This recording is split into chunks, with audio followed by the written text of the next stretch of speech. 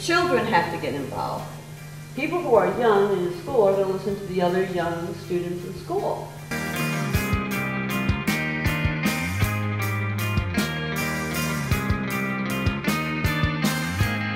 See, we have one more question from a special guest. Since we don't have many children here, I think it'd be nice if he could ask Lois one last question tonight. Yes. Hi, this is Cody. Hi, Cody. How is the mine dangerous? Good question. Very good question, Cody. The mine is dangerous. First of all, it's dangerous for the workers. These are kind of they're not union jobs, and they're very dangerous to the workers in the work environment, actually doing the mining work itself. The stuff that comes out of there is toxic and could expose people on the surface of the soil so the wind can pick it up and blow it away. And then along with that is some water with chemicals in it. And that water and chemicals is discharged and is often discharged into rivers, creeks, or into a lagoon, which is like a big swimming pool that also leaks into the ground, into the water.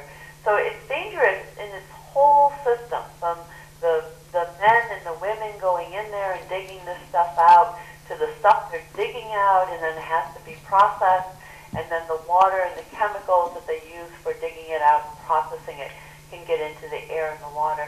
So it's dangerous in the whole cycle, and it's really what we call the cycle of poison, and it's something that we don't need to do, and we certainly don't want to do, because it's really about indigenous people. It's about men, women, and children who will drink the water, breathe the air, and have to be exposed to these very, very dangerous toxic chemicals.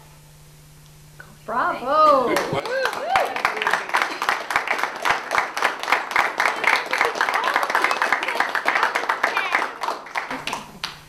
All right, we're going to sign off. Thank you, Lois. Thank you. Thank you, Lois.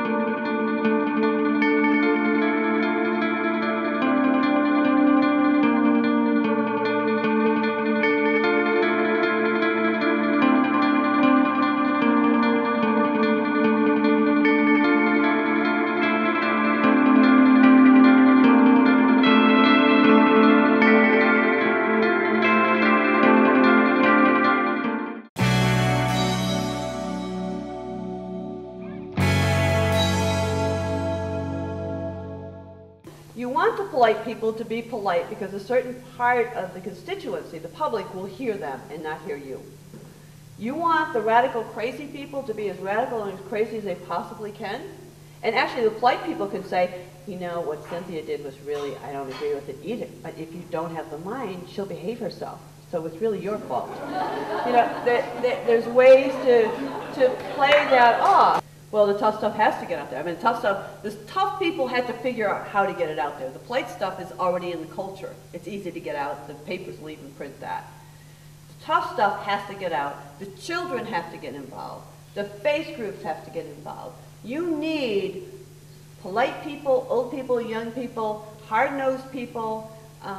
You need your SWAT team. We used to have a SWAT team. I loved our SWAT team. I don't know who was on it, but I know what they did.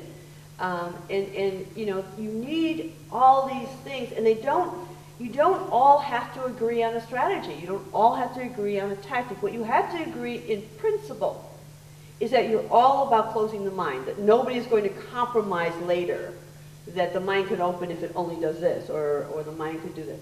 You have to all agree in principle this, and then everybody do it. I mean, people who are really radical are going to listen to radical people.